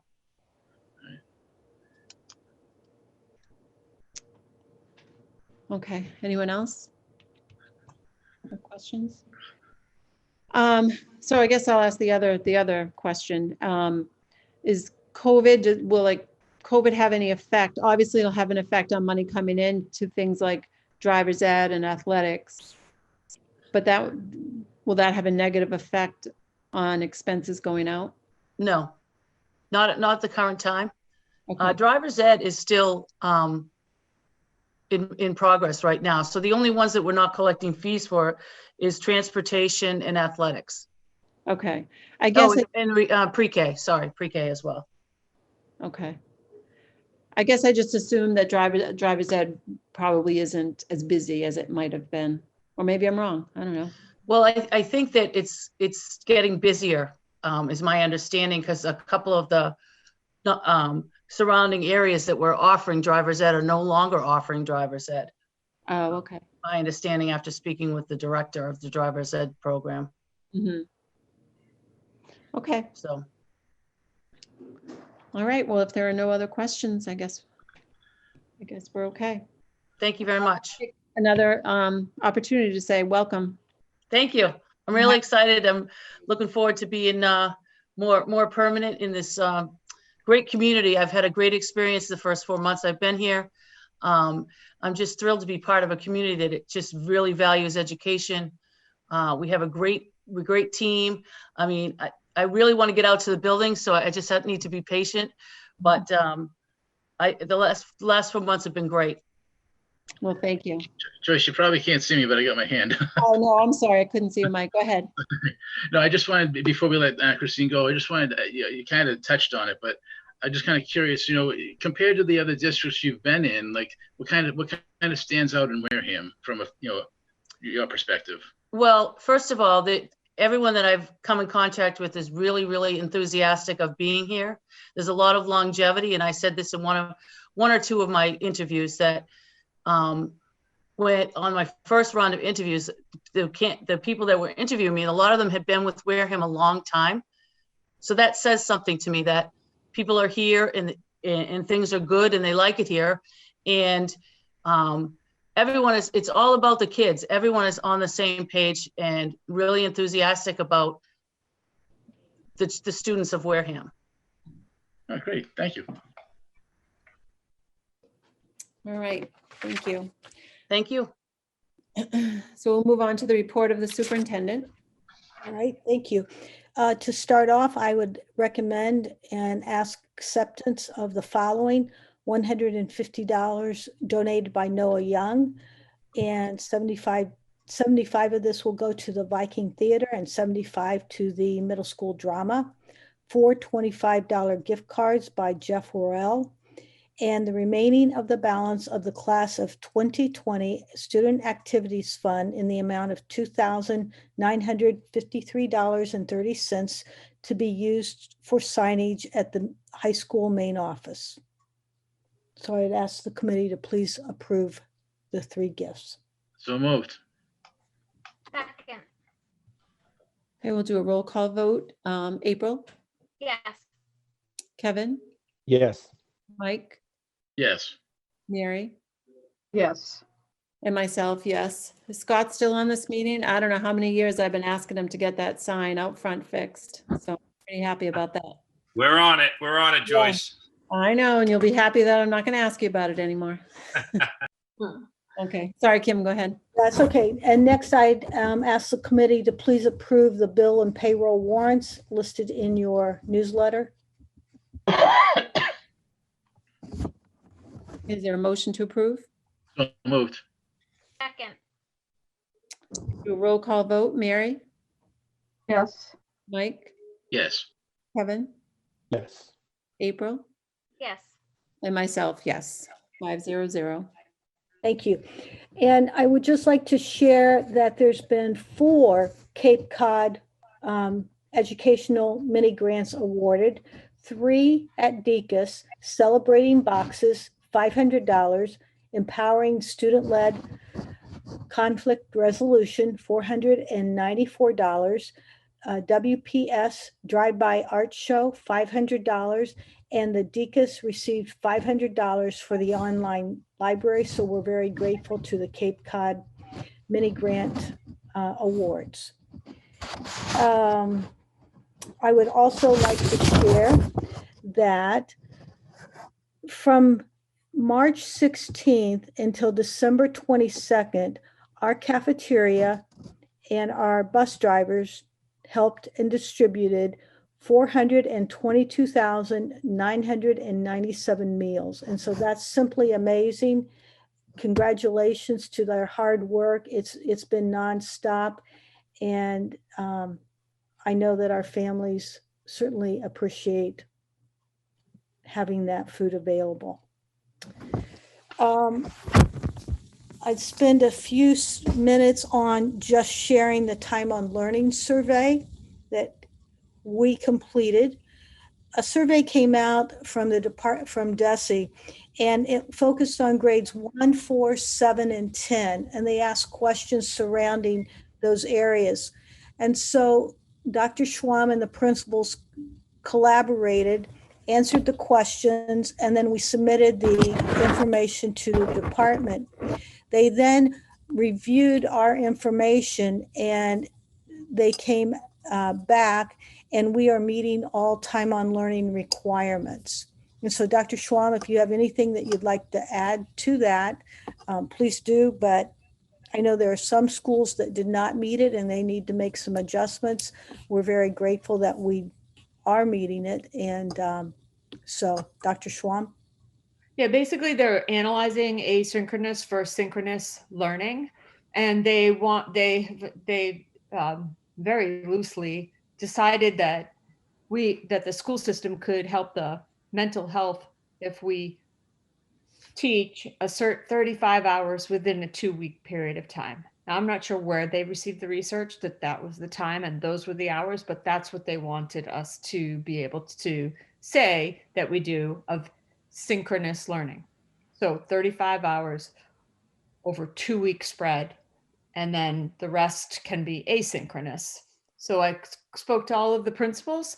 We went through every single grade that they asked us to, and we talked about how much time is spent online versus how much time is spent not online, but not with the teacher. And the principals that do control that whole element, because that's what they do, it's their school, gave me those numbers. I put those numbers inside of that survey and then sent them out. And then we got the report back. The report back came after they let us know that they wanted the 35 hours. So in other words, we didn't know that they had put a stipulation on it. I don't think they had at the time. I think they were just seeing where everybody was at. But then they decided to put the hour requirement on after the surveys were given. And then they said they would let us know if we met the criteria or we didn't meet that criteria. And we were then received back the information that we are maintaining the criteria that the Department of Education has set forth. So I think we're in good shape. I think some other grades, they're looking at what they're doing we're also trying to do what's best for our kids, because being online, as mentioned tonight, all day long for grade 1 or for hours at a time, or, you know, continuous hours without breaks in between and such, can be a problem, right, for our kids. So we're balancing all of that, and and I believe we're doing a really nice job with it, taking all of those elements under consideration, and our teachers are working it.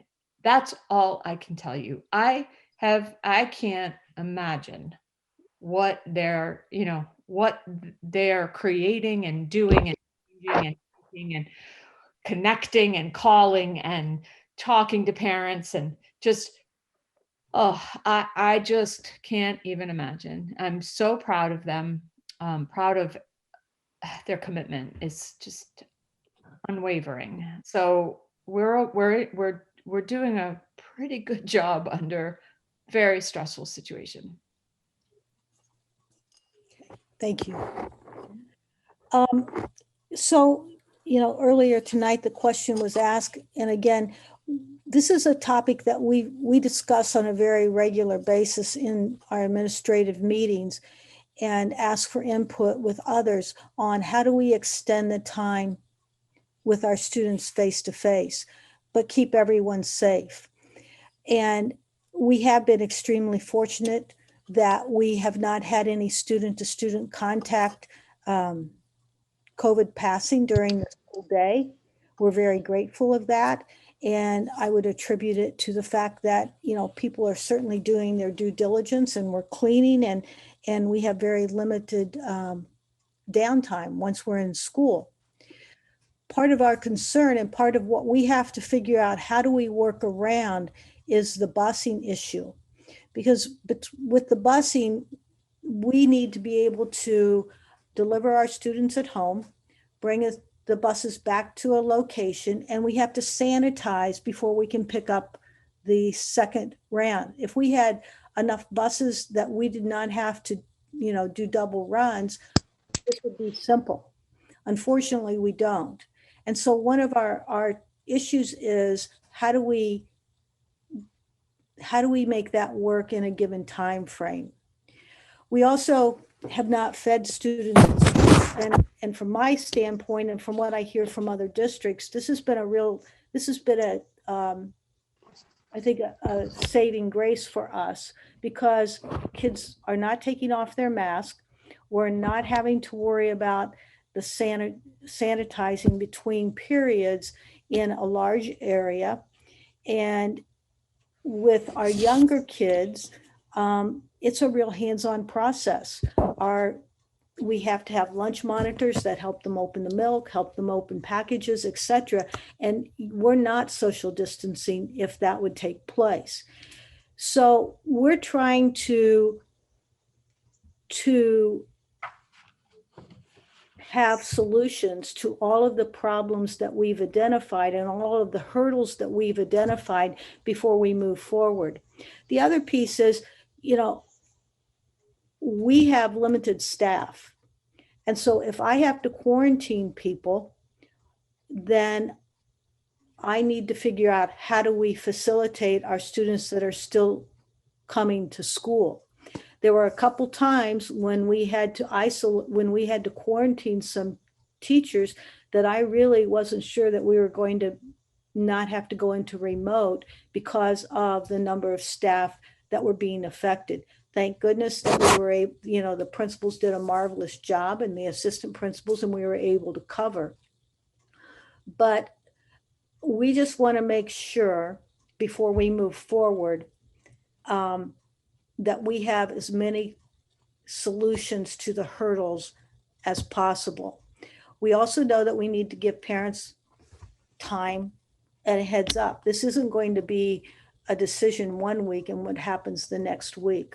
We will be giving people a heads up, and we will be moving forward. I mean, Mr. Palladino would do it tomorrow if we would say, go for it, because it's that important to us to get our students back. It's just at this time, we need to address some issues. And as we work through it, we certainly will bring this to the committee and we will share it with you, and we will share our solutions. So if you have questions, I'd be happy to answer them if I can. And if not, I will get back with you. Okay. Does anyone have any questions? Do you foresee some kind of timeline, or like how long out are we looking? Because I remember we talked about this back actually in September. What are you thinking of in an ideal situation? Well, ideally, we would have liked to have done it at semester. And that's something that I know that school would still like to meet. But given the parameters, if I didn't have to provide busing for the high school, then we could make that work.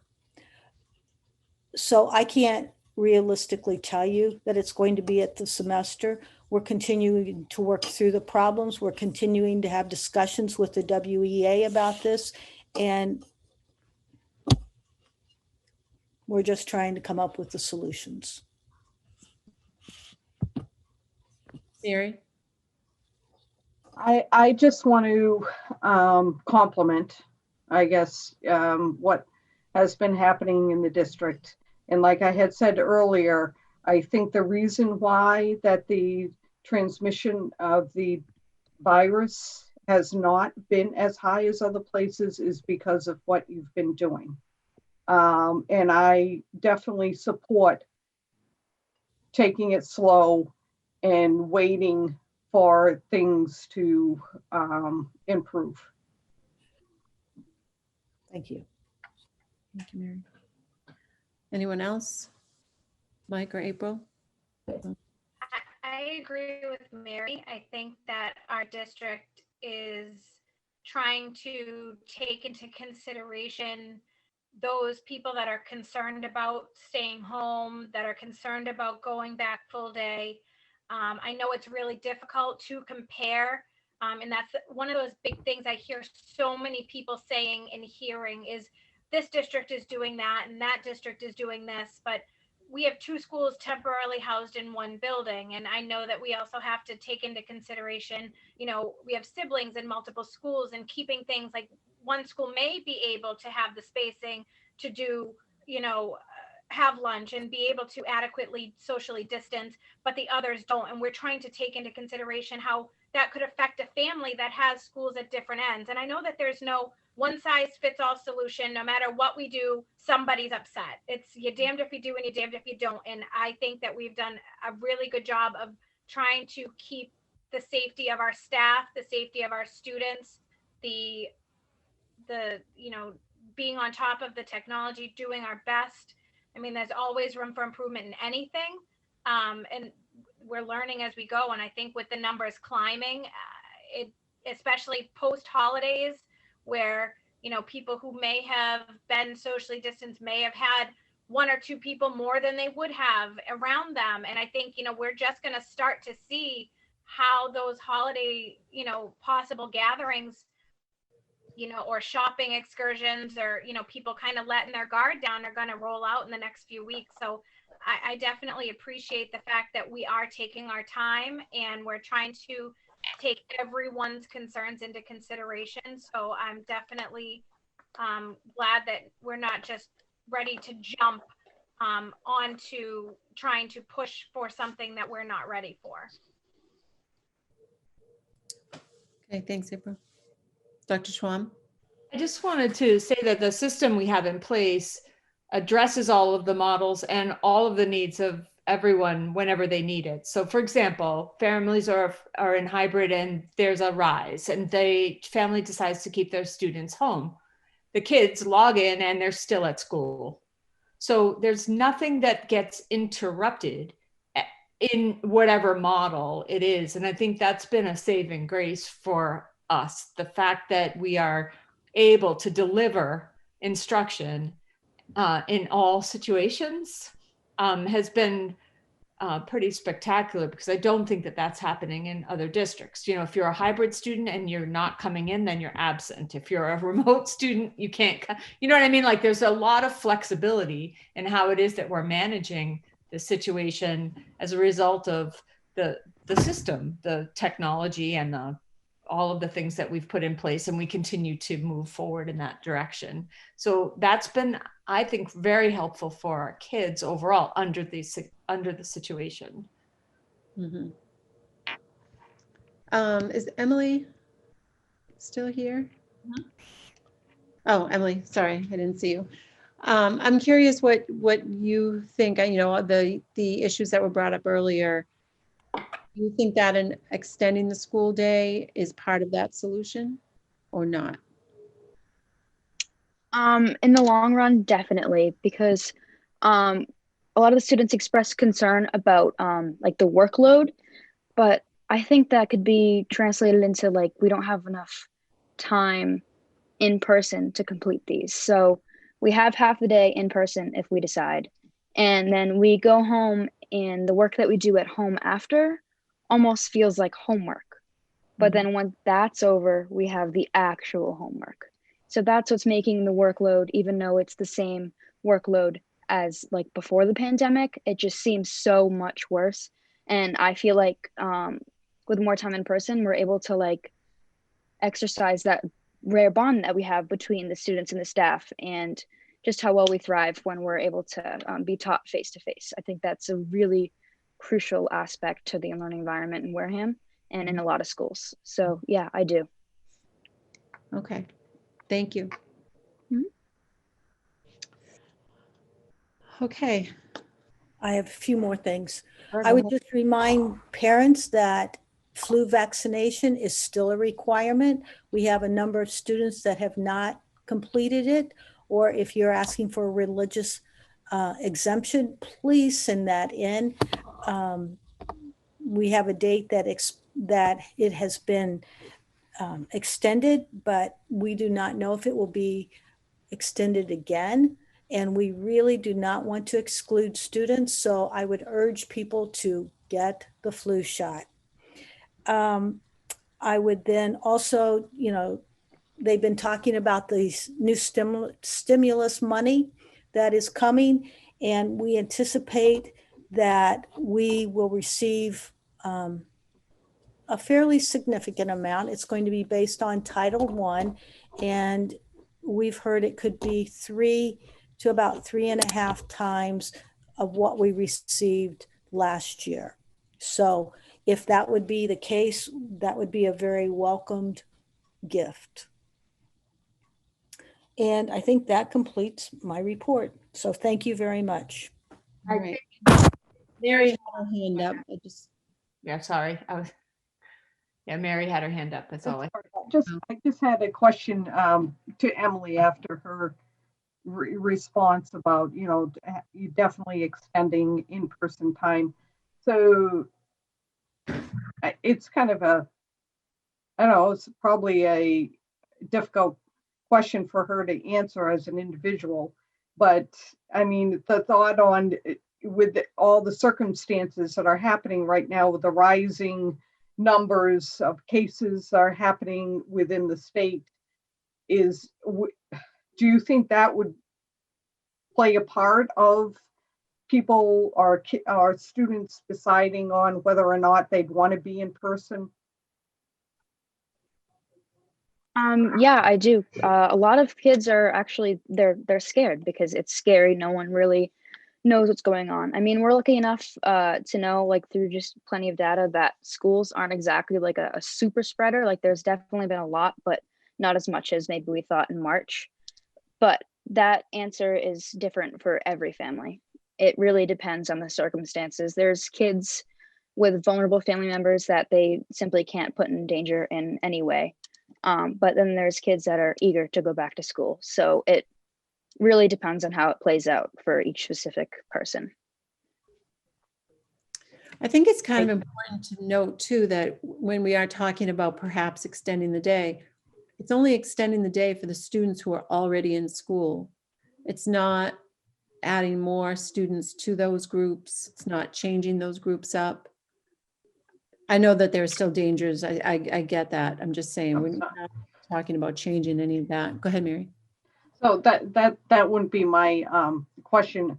My question is, because I know I'm seeing it in other districts, including mine, is that if a parent, they see, oh, they are extending the school day, and you know what, I'd like my kid to now go full time. I mean, the kid, I think that parents are changing their minds at times. So my question is that happening here too in Wareham? That you have parents that are, or guardians that are changing their mind, and you're bringing them back because they have changed their mind. Yeah, we've had a few people coming back in. In fact, I know Deacon's had 4 come in today from remote to hybrid. What we have tried to stress, though, is it's a process, because what we cannot do is destroy the cohort and extend it larger than what we have the space for. So that's something that we've made very clear, and that we will hold to. We will not overload the classes. And the other piece is our teachers and administrators have stressed to our students, and 99% of our kids have listened about the importance of social distancing, not going to parties, making those sacrifices because it's the good for everyone. Unfortunately, not everybody listened, and because of that, we've had some kids quarantined, and even some kids that have COVID because of not adhering to social distancing. And I think that's one thing that really concerns us, is the fact if we start to extend, and then we have students that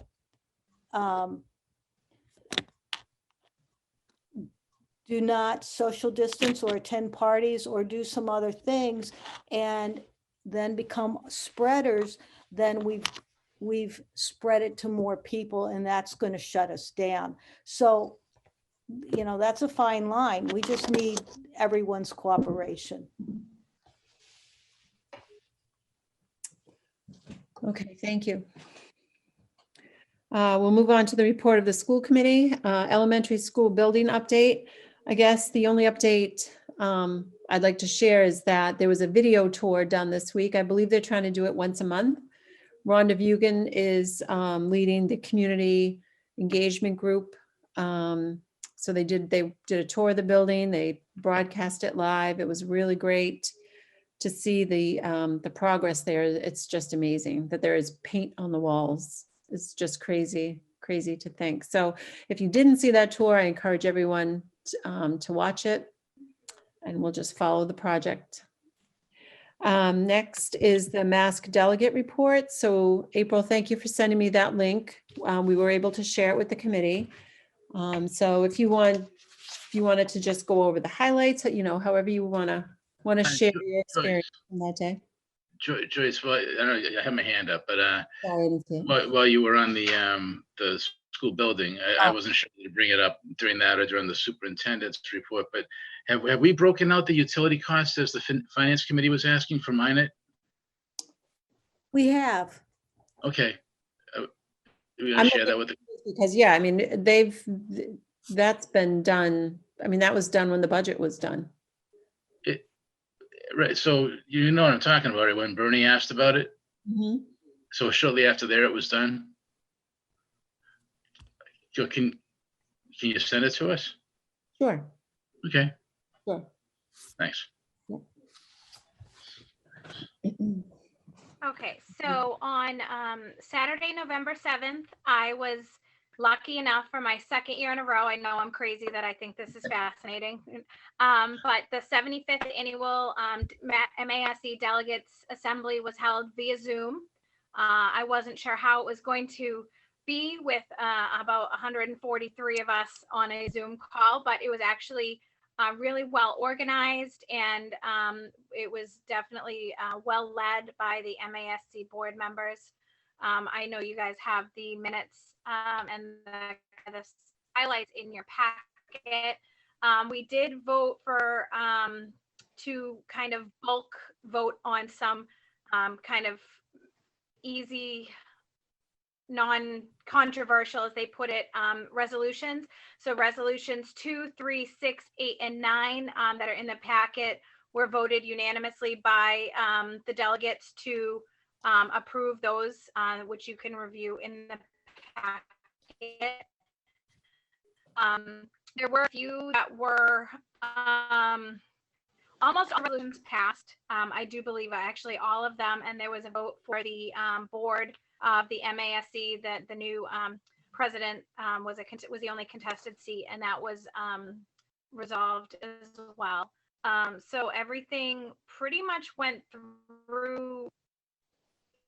All the numbers that went through were it was just such an interesting thing to be a part of, because it's what makes things happen. It's things that we resolve to kind of as members or delegates of the school committees, and I voted in line with what we had discussed previously in our meetings before the meeting. But just to hear the collective opinions and thoughts of school committees across the Commonwealth that have different sort of diverse communities, whether some of them are more affluent towns, some of them are regional schools, some of them are in some more diverse communities. And so it's just such a great meeting to kind of see the whole picture of the whole state from a school committee point of view, and just put forth the resolutions that we as a body put forth that we just want state to focus on. And kind of put these forward to a state level. So there wasn't anything that was like super drastic or unprecedented. It was everything kind of went pretty smoothly. It was actually took up significantly less time than I thought it was going to. I don't know if part of that was the Zoom aspect of it, where people were moving to kind of push things forward and limit some of the discussion. But it's definitely, if anyone ever has the opportunity to even watch it or want to be the alternate, because I hope as long as I serve that I get to be the delegate, because I'm really passionate about this. And I think it's a great way for us as people who believe in education to help bring forth to the state what we want to bring to our districts. All right, great. Thank you. Mike. All right. So you said 143 people attended that Zoom meeting? Yeah. And it went well, like you could offer amendments and just, deliberate and such, right? Yeah, So, it was very well organized.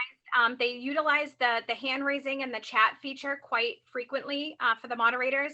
And it was, they asked that anyone who wasn't speaking to be muted, and it was really orderly. It was very respectful. Anybody that put their thing in the chat did have their time, unless a motion was made to move the question forward. Other than that, after that point, then they sort of said, okay, a motion had been made to move the resolution forward, so there would be no further discussions after that if someone made that motion. But other than that, it's really interesting to see and to hear from so many people, whether they were new school committee members or they were veteran school committee members who had been serving some of their communities for 20, 30 years in the support of the education of their towns. that's great. Now, I think Ms. Bakayaki, you know where I'm going with this. I don't know why can't we do this with town meeting? Like we're gonna put it off again? I guess it's being considered. Yeah. God. Okay. Yeah. I don't know what the maximum capacity for Zoom is either. I do know that I'm sure that there were multiple MASC board members that were facilitating. So those that weren't presenting the particular resolution were most likely, my assumption, would be reading the chat and kind of queuing it up. They did present from the podium at the MASC headquarters. They were masked. They came on in different times. We could see them kind of sort of like how the governor's, statements go, where they change, distance wise, they kind of take the reins at the podium. And they were masked. So if they were at the MASC headquarters in Boston, we could physically see them distancing, and everyone else that dialed in remote. So I'm sure that also helped them facilitate it with such a large population of people calling in. All right. That'd be a tough job, Mike. Claire, she's got a tough job. You know, no one There wants were to- 4 of them, so I don't know how she would be able to do it. Yeah, yeah. Can you imagine that with hundreds or 1,000 people on a town meeting? One, I mean, a good town meeting is maybe a couple hundred people.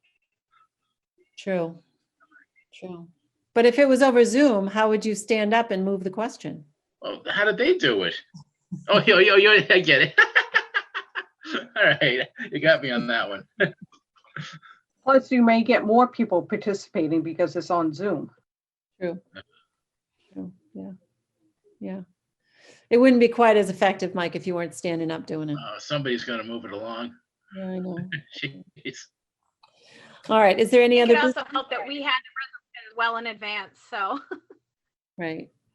Well, thank you, April. It's nice to hear you so excited. I do. I really enjoy it, and I hope that next year, next November, that hopefully things will be in a better place, and we will be able to, convene again at the MASC conference, because that's an amazing event, and I know it's great, the joint conference with the superintendents and the school committees across the state to just connect and learn. And I was completely, I got sucked in. I drank the MASC delegate Kool-Aid. So I am completely fascinated by the whole process of this, and Funny.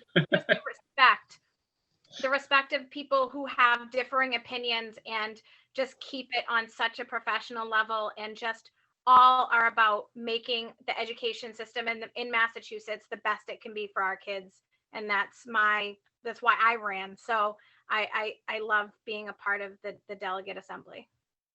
Well, I really enjoy the convention, but I will not be fighting you for the delegate position. I will support you all the way. All right. Does anyone have any other business? Yeah, just we discussed the school committee reports. We have a policy review this upcoming Tuesday, the 12th, and we'll be discussing the following policies: cleaning bodily spills, universal precautions, substance-free workplace, background checks, textbook selection and adoption, budget policy. Oh. Yeah. Okay. So we'll look forward to hearing about that maybe in our next meeting. And thank you to Miss Wixton for organizing all that. She does a great job with that. Yes, she does. All right, thank you. So like I said, our next meeting is January 21st, and I'll take a motion to adjourn. So moved. Second. Okay, do a roll call. April, Yes. Kevin, Yes. Mike, Yes. Mary, Yes. and myself, yes. 500. Good night, everyone. Thank you. Night. Good night. Right.